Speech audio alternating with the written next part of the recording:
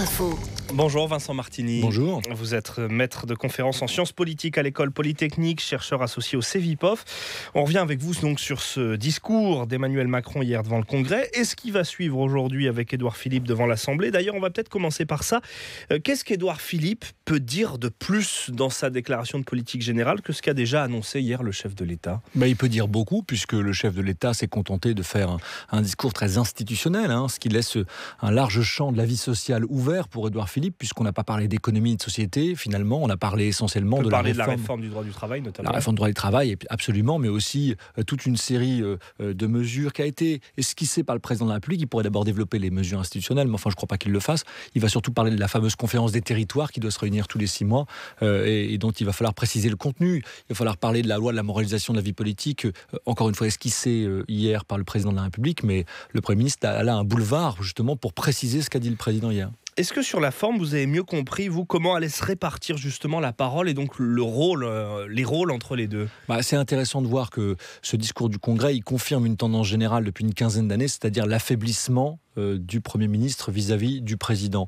D'une certaine manière, le discours du Congrès qui annonce le discours de politique générale, il est le produit de la réforme constitutionnelle lancée par Nicolas Sarkozy en 2008, qui allait théoriquement vers plus de présidentialisation. Ça ne s'était pas forcément fait parce qu'il y avait la crise, parce que l'image de Nicolas Sarkozy était un peu affaiblie, voire même beaucoup affaiblie. Donc ça avait profité au Premier ministre, mais on voit bien que généralement, le Premier ministre a été fusible dans les années 60, 70, 80, 90, et puis collaborateur, on se rappelle du mot de Nicolas Sarkozy vis-à-vis de François Fillon. Aujourd'hui, c'est une sorte de directeur général d'un président manager. Donc vous diriez que, on sait que l'opposition ces derniers jours a beaucoup critiqué cette méthode du Congrès, parlant d'omniprésidence, de dérive monarchique même.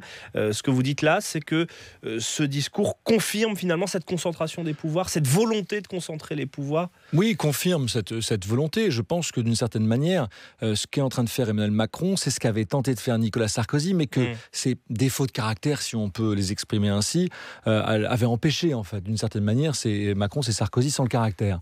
Ou en tout cas sans ce caractère qui avait coûté cher à Nicolas Sarkozy. Donc oui, c'est une tendance générale. Je pense qu'Emmanuel Macron, ça fait longtemps qu'il réfléchit à ces questions-là, enfin longtemps dans la mesure où il est dans la vie politique, c'est-à-dire une simplification de cette hiérarchie de l'exécutif, cette compétition qui existe par la Constitution de la 5e entre le Premier ministre et le Président de la République, et il souhaite très clairement simplifier les rôles. Il lance les grandes impulsions, au sens où Charles de Gaulle l'y pensait, ou ses successeurs, notamment François Mitterrand, et le Premier ministre est là pour exécuter, mettre en œuvre un certain nombre de mesures. Alors, ce discours d'Emmanuel Macron hier à Versailles, qui a commencé par solder le bilan des prédécesseurs. On l'écoute. Nous avons, vous et moi, reçu le mandat du peuple. Cette obligation est celle d'une transformation résolue et profonde, tranchant avec les années immobiles ou avec les années agitées, toutes aux résultats également décevants. Voilà, donc Nicolas Sarkozy et François Hollande en prennent chacun pour leur grade. Pourquoi il prend soin, comme ça, de commencer en faisant table rase du passé ? Est-ce qu'il a besoin de faire ça nécessairement ? Pour marquer la rupture, tous les présidents de la République qui arrivent dans un nouveau mandat veulent montrer qu'ils sont très différents de leurs prédécesseurs. Ça ne ressemble pas à des propos de campagne, ça, plutôt qu'à des propos de président ? Il faut se rappeler de ce que Nicolas Sarkozy avait dit dès le début en 2007, après son élection. Il voulait très clairement marquer la rupture vis-à-vis de Jacques Chirac. Donc il me semble que là, il y a une continuité, mais il se trouve que là, il y a en plus un moment historique qui est le fait d'Emmanuel Macron, mais pas que, d'un mouvement plus général qui a recomposé la vie politique. Donc il me semble pas... la violence est d'une certaine manière naturelle, parce que c'est la violence des débuts nouveaux. Et d'une certaine manière, elle peut nous choquer parce que là, on est dans la critique de prédécesseurs, mais dans le même temps, je crois encore une fois qu'elle correspond à ce que les Français imaginent comme étant ces temps nouveaux. Alors, on a beaucoup reproché à Emmanuel Macron pendant la campagne et après le flou de son programme, de sa politique, de ses intentions. Avec ce discours de Versailles, est-ce qu'on a vraiment, selon vous, une idée plus claire de ce que sera le quinquennat, ou est-ce que le flou persiste toujours ce matin ? Encore une fois, ce discours a été un discours très largement institutionnel. Il n'a pas dégagé une grande vision ni de la société ni de l'économie, à part quelques impulsions très générales. Donc je dirais oui et non. Oui, on y voit plus clair sur le type de réforme institutionnelle qu'il souhaite faire. En tout cas, sur la philosophie de la réforme institutionnelle, oui. On reste attaché à la 5e République, mais par contre, on l'a fait évoluer. Par contre, sur la philosophie générale, je dirais, on est encore dans la philosophie, on n'a pas beaucoup de mesures, mais il l'avait dit, Emmanuel Macron, il avait dit que c'était pas à lui d'annoncer les mesures. On revient sur la question que vous posiez tout à l'heure sur Édouard Philippe. C'est Édouard Philippe, tout à l'heure, qui est censé annoncer finalement ces réformes. Et donc, c'est à l'aune de ce discours qu'on pourra juger où est-ce qu'on en est de macronisme. Alors, les annonces, vous le disiez, ont donc concerné essentiellement la réforme des institutions. On écoute sur ce point Emmanuel Macron. Un Parlement moins nombreux, c'est un Parlement où le travail devient plus fluide, où les parlementaires peuvent s'entourer de collaborateurs mieux formés, plus nombreux. C'est un Parlement qui travaille mieux. C'est pourquoi je proposerai une réduction d'1 tiers du nombre des membres des 3 assemblées constitutionnelles.